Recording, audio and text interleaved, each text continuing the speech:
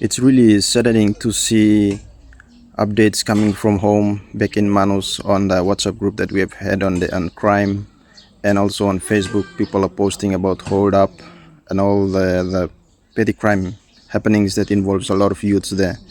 And this brings me, it reminds me of when I was working back in Manus, and that time there wasn't any like sort of major petty crimes that happens. Lorengau was much safer to walk around, and we started mobilizing some youths, and especially those that were really interested. They had the passion to learn about photography and stuff, so we thought that was some way to start off with. So I met with a couple of like-minded Manusians that time. Cosmas Loangela was the mental health specialist at the PHA there, the manager for customs based in Manus, and I had some conversations with the PPC as well that time, and we said, see, there's so much negativity around youths being the cause of social disorder, so we just can't engage them in playing sports and going back home and don't have that sense of responsibility. We have to find something.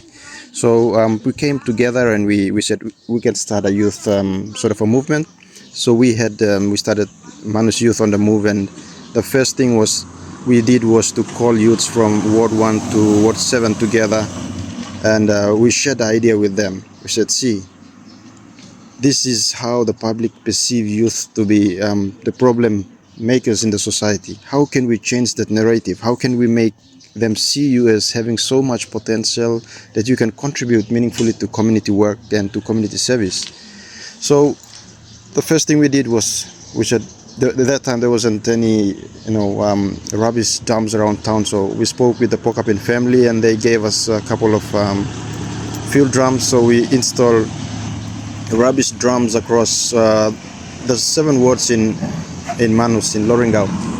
And we also had a conversation with the Lorengau Town Council that we would do community service cleanathon from Ward 1 to 6 in Lorengau, and they would do the picking up of the rubbish and disposal of it themselves, but we could help with the rest of picking up in garbage bags and stuff.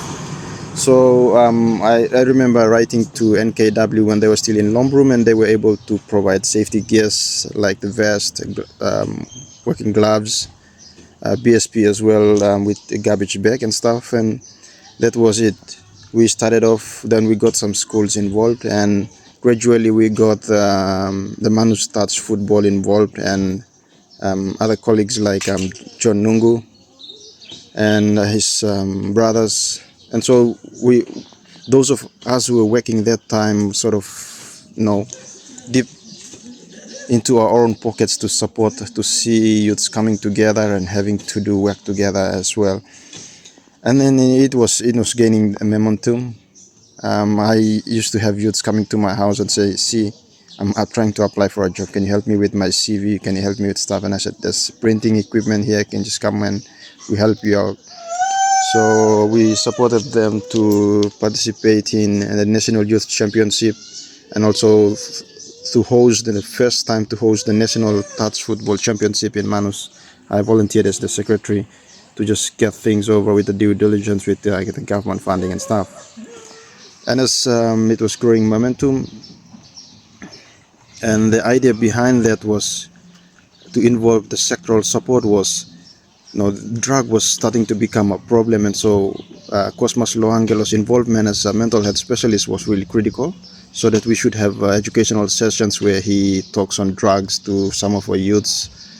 And the customs manager and myself as the provincial journalist were much on linking them up with opportunities, like if they need to talk with someone in government, then I add my contacts to organize that for them with the community development or whoever it is, and to speak on their behalf. And for police, what we were thinking that time was that, if we could get youths to be actively involved in the community service program, then we could cut part of their timing, and instead of being in the CIS for that long, we could have them to do community service instead, and instead of filling up the police cell, we could have them to do their part, and we would do the supervision for them on behalf. And I think it was a good idea, and PPC was in agreement of that. And then along the way, we had some opposition from the community development youth office, who was saying, "No, this is not your mandated role to do, but come on, you." They were in their office for a while and they had done literally nothing for the youths in Manus.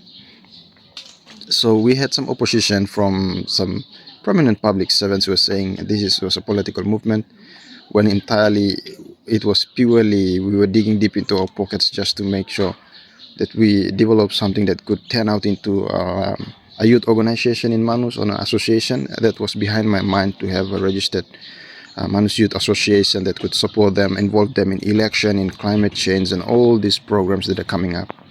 Now, what we were seeing was the time bomb that was coming, that youths would be, if we are not listening to them, if we are not providing that venue for them to add value to society, they would be a nuisance to society.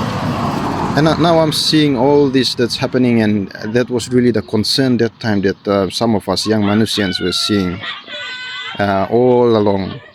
Now, interestingly, we had some prominent Manusians like Edwin Philip was really a humble person to be part of that program. Late Dr. Kuluaum, who passed on already, we had a lot of conversations around that, and he was really into it, and he wanted the climate change aspect of that to be involved. We wanted to have some engagement on youth in elections. Apparently, the provincial elections team failed us. We were doing the awareness, the filming for a video awareness for youths, and they never paid us the 20,000 kina they promised us, so it was a waste on our end.